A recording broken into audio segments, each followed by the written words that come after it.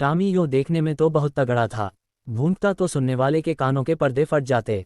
Deal doll भी ऐसा कि अंधेरी रात में उस पर गधे का भ्रम हो जाता। लेकिन उसकी श्वानोचित वीरता किसी संग्रामक क्षेत्र में प्रमाणित न होती थी। 2-4 दफ़े जब बाजार के लेडियों ने उसे चुनौती दी तो वह उनका गर्वमर्दन करने के लिए मैदान में आया, और देखने वालों का कहना है कि जब तक लड़ा जीवत से लड़ा, नखों और दांतों से ज़्यादा चोटें उसकी दुम ने की।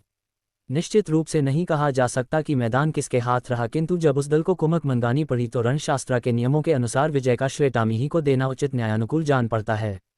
टॉमी ने उस अवसर पर कौशल से काम लिया और दांत निकाल दिए जो संधि की याचना थी, किंतु तब से उसने ऐसे सन्नीति विहीन प्रतिद्वंद्वियों के मुंह लगना उचित न समझा। इतना शांतिप्रिय होने पर भी टॉमी के शत्रुओं की संख्या दिनों दिन बढ़ती जाती थी। उसके बराबर वाले उससे इसलिए जलते कि वह इतना मोटा ताज़ा होकर इतना भीरू क्यों है। बाजारी दल इसलिए जलता कि टॉमी के मारे घूरों पर की हड्डियां भी न बचने पाती थीं।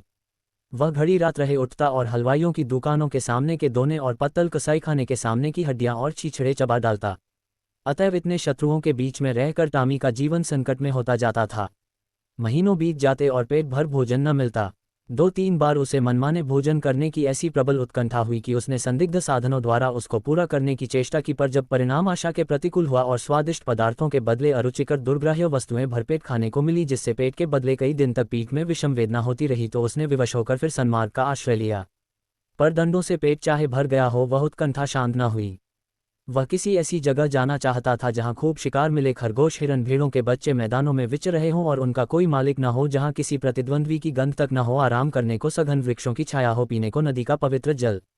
वहां मनमाना शिकार करूं खाऊं और मीठी नींद सोऊं।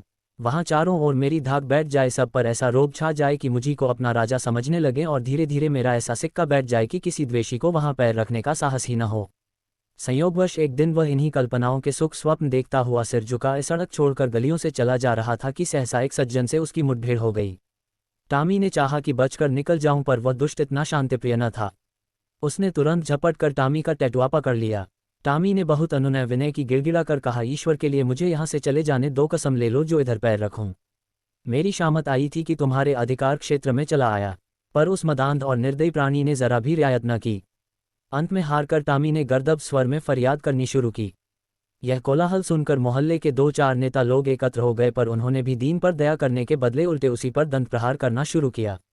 इस अन्यायपूर्ण व्यवहार ने टॉमी का दिल तोड़ दिया। वह जान छुड़ाकर भागा।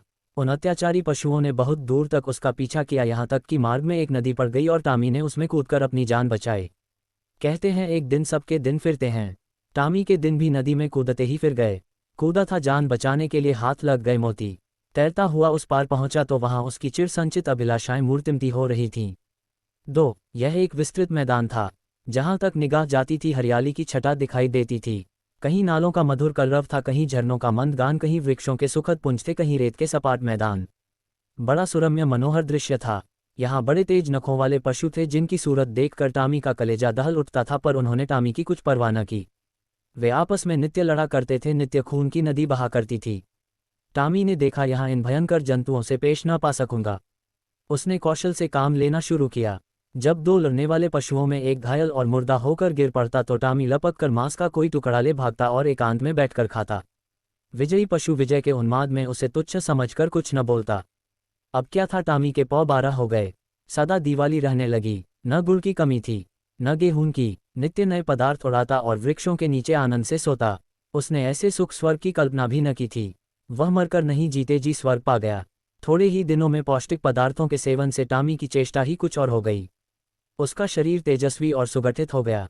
अब वह छोटे मोटे जीवों पर स्वयं हाथ साफ करने लगा। जंगल के जंतु अब चौंके और उसे वहां से भगा देने का यत्न करने लगे। टॉमी ने एक नई चाल चली।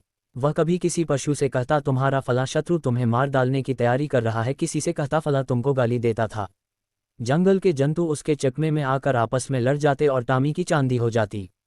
अंत में यहाँ तक नौबत पहुंची कि बड़े बड़े जंतुओं का नाश हो गया। छोटे मोटे पशुओं का उससे मुकाबला करने का साहस न होता था। उसकी उन्नति और शक्ति देखकर उन्हें ऐसा प्रतीत होने लगा मानो यह विचित्र जीव आकाश से हमारे ऊपर शासन करने के लिए भेजा गया है। टॉमी भी अब अपनी शिकारबाजी के जौहर दिखाकर उनकी इस भ्रांति को पुष्ट किया करता था। बड़े गर्व से कहता, परमात्मा ने मुझे तुम्हारे ऊपर राज्य करने के लिए भेजा है। ये ईश्वर की इच्छा है। तुम आराम से अपने घर में पड़े रहो। मैं तुमसे कुछ न बोलूंगा, केवल तुम्हारी सेवा करने के पुरस्कार स्वरूप तुम में से एक आध का शिकार कर लिया करूंगा। आखिर मेरे भी तो पेट है, बिना आहार के कैसे जीवित रहूंगा और कैसे तुम्हारी रक्षा करूंगा। वह अब बड़ी शान से जंगल में चारों ओर गौरवान्वित दृष्टि से ताकता हुआ विचरा करता। टॉमी को अब कोई चिंता थी तो ये कि इस देश में मेरा कोई मुद्दई न उठ खड़ा हो। वह सजग और सशस्त्र रहने लगा। ज्यों-ज्यों दिन गुजरते थे और सुखभोग का चस्का बढ़ता जाता था, त्यों-त्यों उसकी चिंता भी बढ़ती जाती थी। बस अब बहुधा रात को चौंक पड़ता और किसी अज्ञात शत्रु के पीछे दौड़ता। अक्सर अंधा कुकुर बात से भूनके वाली लोकोक्ति को चरितार्थ करता। वन के पशुओं से कहता, ईश्वर न करे कि तुम किसी दूसरे शासक के पंजे में फंस जाओ। वह तुम्हें पीस डालेगा। मैं तुम्हारा हितैषी हूँ, सदैव तुम्हारी शुभकामना में मग्न रहता हूँ। किसी दूसरे से यह आशा मत रखो। पशु एक स्वर में कहते, जब तक हम जिएंगे आप ही के अधीन रहेंगे। आखिरकार यह हुआ कि टॉमी को क्षण भर भी शांति से बैठना दुर्लभ हो गया। वह रात दिन भर नदी के किनारे इधर से उधर चक्कर लगाया करता। दौड़ते दौड़ते हाँफने लगता, बेदम हो जाता, मगर चित्त को शांति न मिलती। कहीं कोई शत्रु न घुस आए। लेकिन कुआर का महीना आया तो टॉमी का चित्त एक बार फिर अपने पुराने सहचरी से मिलने के लिए लालायित होने लगा। वह अपने मन को किसी भांति रोक न सका। वह दिन याद आया जब वह 2-4 मित्रों के साथ किसी प्रेमिका के पीछे गली गली और कूचे कूचे में चक्कर लगाता था। 2-4 दिन तो उसने सब्र किया, पर अंत में आवेग इतना प्रबल हुआ कि वह तकदीर ठोंक कर खड़ा हुआ। उसे अब अपने तेज और बल पर अभिमान भी था। 2-4 को तो वही मजा चखा सकता था, किंतु नदी के इस पार आते ही उसका आत्मविश्वास प्रातःकाल के तम के समान फटने लगा। उसकी चाल मन पड़ गई, आप ही आप सिर झुक गया, दुम सिकुड़ गई। मगर एक प्रेमिका को आते देखकर वह विह्वल हो उठा, उसके पीछे हो लिया।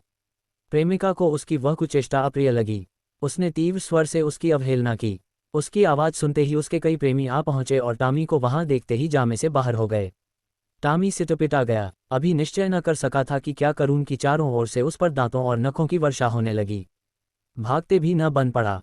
देह लहूलुहान हो गई। भागा भी तो शैतानों का एक दल पीछे था। उस दिन से उसके दिल में शंका सी समा गई। हर घड़ी यह भय लगा रहता कि आक्रमणकारियों का दल मेरे सुख और शांति में बाधा डालने के लिए, मेरे स्वर को विध्वंस करने के लिए आ रहा है। ये शंका पहले भी कम न थी, अब और भी बढ़ गई।